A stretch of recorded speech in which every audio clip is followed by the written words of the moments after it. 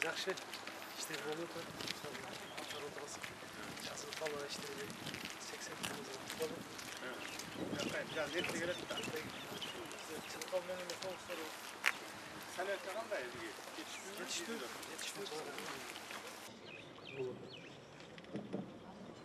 Амансыздарбы, урматтуу Жалал Абад дубанынын жашоочулары жана шаар тургундары, кадырлуу дарыгерлер, биздин ден соолук сакчыларыбыз. Кыштан аман эсен чыгып, жадыраган жазда жалпы Жалал Абадтык мекендештер менен бүгүнкүдөй жакшы саамалыкта жүз көрүшүү, амандашуу мага чоң кубаныч туудуруп турат. Калкыбыздын саламаттыгына кам көрүү жаатында кандайдыр бир жакшы жаңылык болсо, мен абдан сүйүнөмүн. Мына ошондой иш-чаралардын бирине Жалал Абад облустук ооруканасынын жаңы курулган имаратын пайдаланууга берүүгө бүгүн сиздер менен чогуу күбө болуп олтурабыз. Дартына даба издеп келгендердин ажатын ачкан ак жолтой имарат болсун. Ошондуктан алгаш жалпы журтубуздун саламаттыгына кам көрүү багытындагы облустук оорукананын жаңы имаратынын ачылышы менен жалпыңыздарды куттуктайын.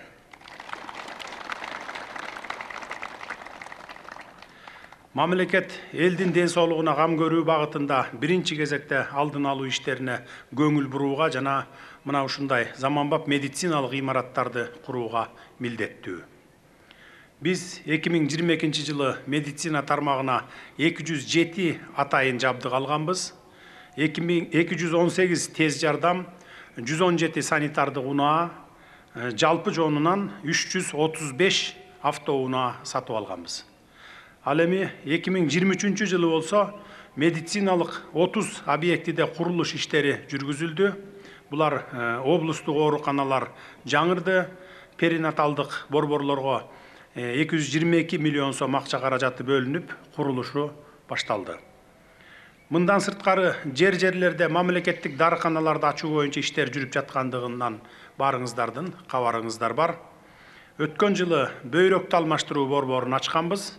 Жакында эле боорду алмаштыруу борборун уюштуруу боюнча кабыл алынган чечимди уктуңуздар.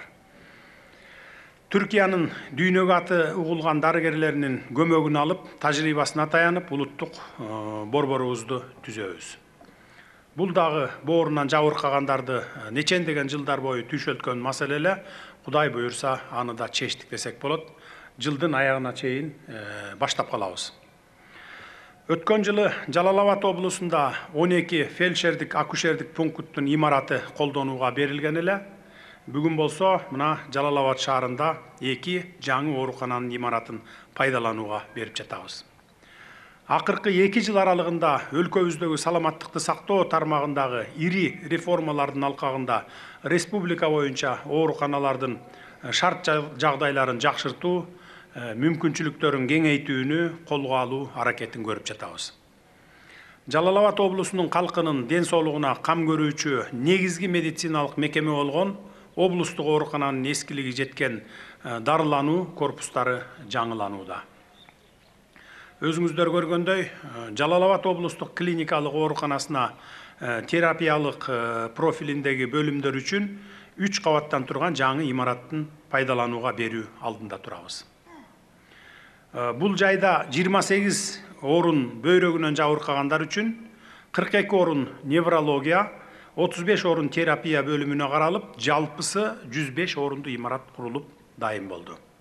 Эми мындан ары жаны кейип, дартка даба издеп келген туугандар керектүү бардык шарттар түзүлгөн медициналык мекемеде дарылана башташат. Өмүр сакчылары болсо заманбап, жайлуу имараттарда өз жумуштарын улантышат. Кадырлуу дарыгерлер, курулушка жумшалган каражат 2023 жылы Жалал Абад шаарынын өнүктүрүү багытында республикалык бюджеттен бөлүнгөн 2 миллиард сомдун эсебинен жүргүзүлгөнүн маалымдай кетейин. Шаарды өнүктүрүүгө каралган каражатка калаанын инфратүзүмүн жакшыртуу, өндүрүш жайларын ачуу менен бирге мына ушундай саламаттыкты сактоо мекемелеринин курулушуна дагы жумшалып жатат. Учурдан пайдаланып айта кетүүчү жакшы саамалык, аталган 2 миллиард сом акча каражатынын эсебинен Жалал Абад облустук кургак учукка каршы күрөшүү борборунун жаңы заманбап имараты дагы курулду. Буюрса бүгүн пайдаланууга бергени жатабыз. Мындан сырткары азыркы күндө Жалал Абад шаарындагы номер 1 үй бүлөлүк дарыгерлер тобунун имаратынын курулушу, Ала Бука районунун Көкташ айыл аймагындагы аймактык оорукананын 20 койкалуу, Ак Коргон айыл аймагындагы 15 койкалуу түзүмдүк бөлүмүнүн, Базар Коргон районунун Могол айылындагы оорукананын, Сузак районундагы Төрөт үйүнүн, балдар ооруканасынын имараттарынын курулуштары жүрүп жатат. Айрымдары аяктоо алдында турат. Ошону менен катар жакын деле Жалал Абад облустук клиникалык ооруканасынын базасында балдар перинаталдык борборунун курулушуна мезгил кутусу салынганын билесиздер. Мына ушундай темп менен Жалал Абадта эле эмес, бүткүл республика боюнча саламаттык сактоо тармагын өнүктүрүү аракеттерин көрүп жатабыз. Ишти мындан да тез темп менен жылдырганга биз толук күч аракетибизди жумшайбыз. Саламаттык сактоо тармагын жакшыртуу, бейтаптарыбызга тиешелүү шарттарды түзүү боюнча иштер мындан ары дагы күчөтүлгөн тартипте жүргүзүлөт. Медицина кызматкерлерине кам көрүү боюнча иштер улантылат. Урматтуу мекендештер, агайын туугандар, сиздерди мына ушул заманбап оорукана имаратынын ачылышы менен дагы бир жолу куттуктаймын. Элибизде ар дайым ден соолук болуп, тынчтыкта мекенибиз өнүгө берсин. Көңүл бурганыңыздарга терең ыраазычылык билдирем.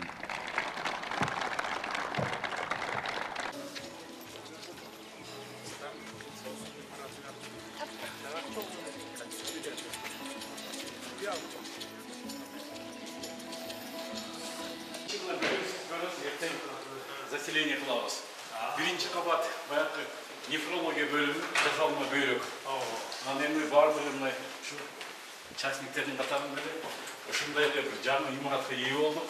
Шарт аябай жакшы, кышында жагып көрдүк, жылуу болду.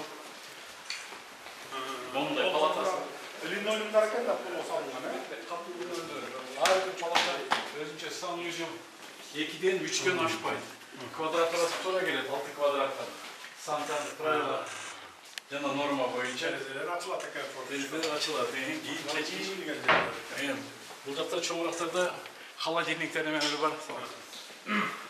Анан бир жылда биз бөйрөктүн күч алсыздыгы боюнча 1000ге жакын сеанс өткөрчүбүз.